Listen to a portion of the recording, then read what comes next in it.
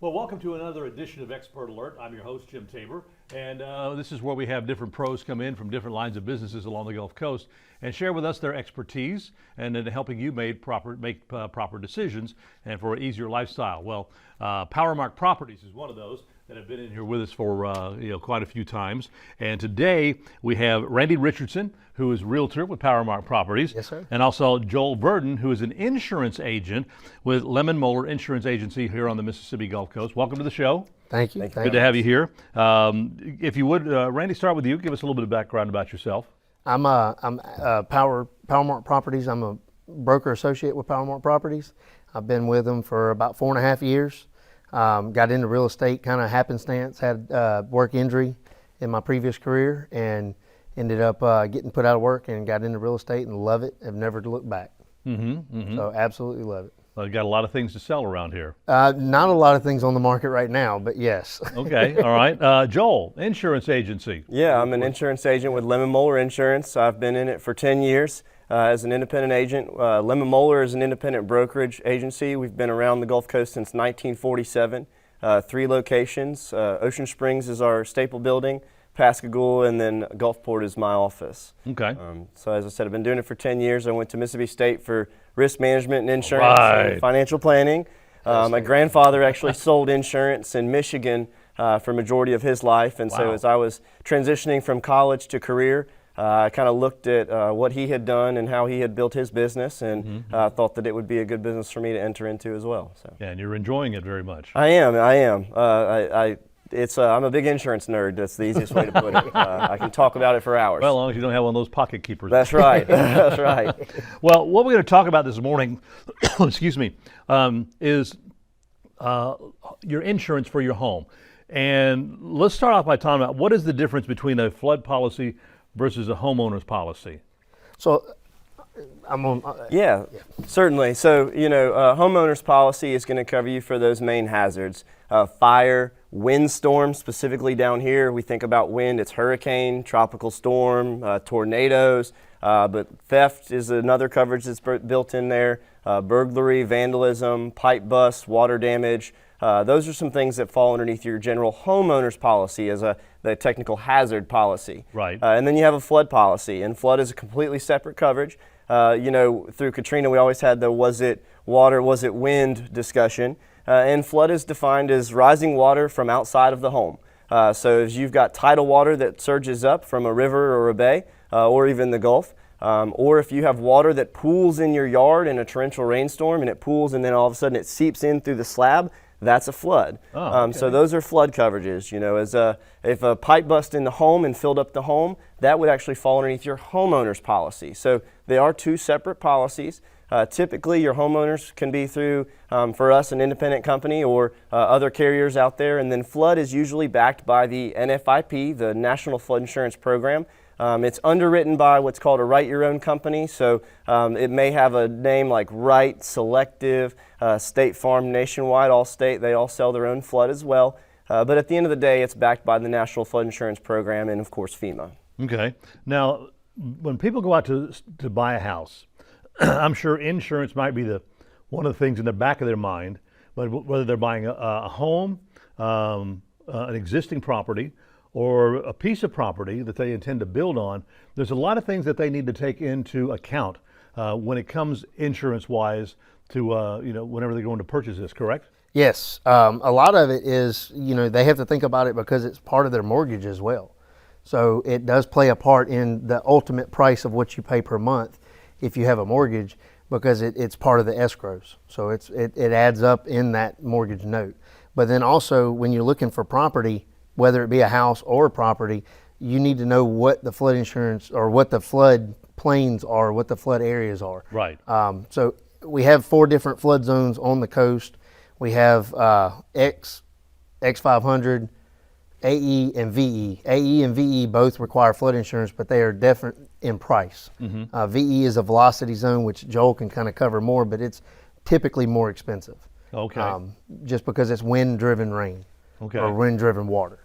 So I was over at a friend's this past weekend, and he's got a beautiful piece of property off of Lamy Bridge Road, and commented about an area that he had just on the north side of him I said, oh yeah, maybe build over there. And he said, nope, it's wetlands. Yep.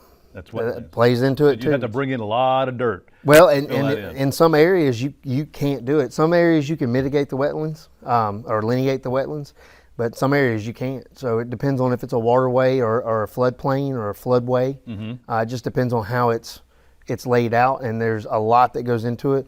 Elevation certificates are very big when you're going to build because you need to know how far to build above the base flood elevation Okay. in order to get the cheaper rates and the better rates. And that's why you see so many houses along the beach and everything, or different areas close to waterways that are built up on pylons. Correct. And I guess they have That's to be right. built at a certain level. That's right, and as kind of Randy said, what we look at is the elevation certificate is the document that we've kind of followed for the paper trail. And what that is it's a survey of the property, and it tells us what the land elevation is that you're going to build on, and then it tells us the imaginary FEMA flood line, which is called the base flood elevation. And then from there you have the amount that you would build up. And what we as an insurance agent are looking at is your lowest living floor versus the imaginary base flood elevation. If that's a positive number, if your living floor is positively above the base flood elevation, well, you're looking at a very decent rate if you're in an AE flood zone. Okay. If you're in a VE flood zone, it's going to be a little bit harder to chew. Really, the average rates in there, if you built in compliance, are anywhere from $2,500 to $6,000 for a VE flood zone. AE is a lot different. And VE stands for velocity. Correct. And Okay, I guess that's for wind. it has a lot to do with that, but more so about the odds of it flooding over time okay. are greater than an AE zone. And so they look at it from a year perspective and say, okay, the odds of this area flooding are greater based on it being more marshy, being near water, near rivers, and things like that. Whereas an AE zone is kind of gauged a little bit differently. And if you build in those situations, they're much more affordable, anywhere from $400 to $1,500, depending upon the height of the elevation. As Randy kind of said, the higher you go, the better. So if you built right at the required base flood elevation, you're looking at that kind of top end dollar. For every foot above the base flood elevation that you build, you would receive rate relief. The maximum that you can build above the base flood elevation and receive the most rate relief is plus 4 foot. So that's why you see all these houses on the beach that are going sky high, because they're searching for those cheaper flood insurance rates long term. Of course, it's kind of bad if you have dogs that need to go outside from time to time when they got to go down down the stairs and everything. Right. Get a lot of exercise. Yes. So why use a local company versus a national company? So I'll kind of start it off and then let Joel take over on that aspect. But I have noticed in my 4.5 years that I've been in real estate that it works out a lot easier if you're dealing with somebody local, because they know the area. If you've ever looked at our flood maps, it looks like two kids sat down with crayons and had a fight. Every yard can be different. So I use that analogy because legitimately there's 4 different colors on a map, and it's every yard could be different. So I mean, what you can offer as far as knowledge more than anything. And I appreciate that, and I think that's the truth of it, is that the local guy understands the market a lot better. We understand the lay of the land. We know where the bayous and the rivers flow.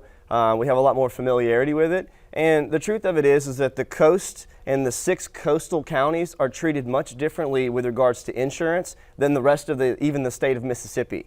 And then toss in the flood insurance issues that we have down here. We are on the coast, so we have bayous and rivers and of course the Gulf right in front of us, so there's water everywhere. And so as a local guy, we better understand that. And really the local guy is most likely, and at least in my case, we've educated ourselves on the flood insurance issues, on the wind issues and the hurricane issues, and we just understand it better. We got about a minute left, so talk about storm coverage.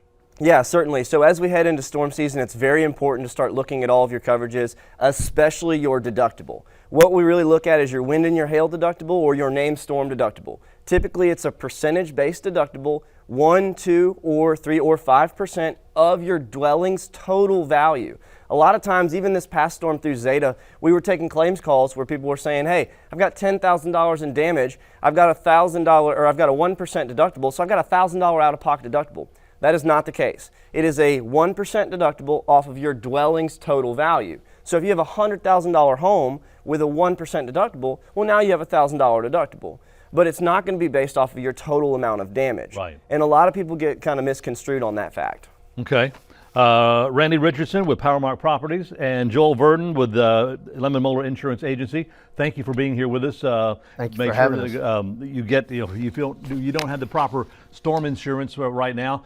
You need to give them a call, because once that storm enters the Gulf, Yeah, too late. Yeah. Can't Right. do it. Yep. Anyway, thank you for being with us, and join us again next time for another edition of Expert Alert.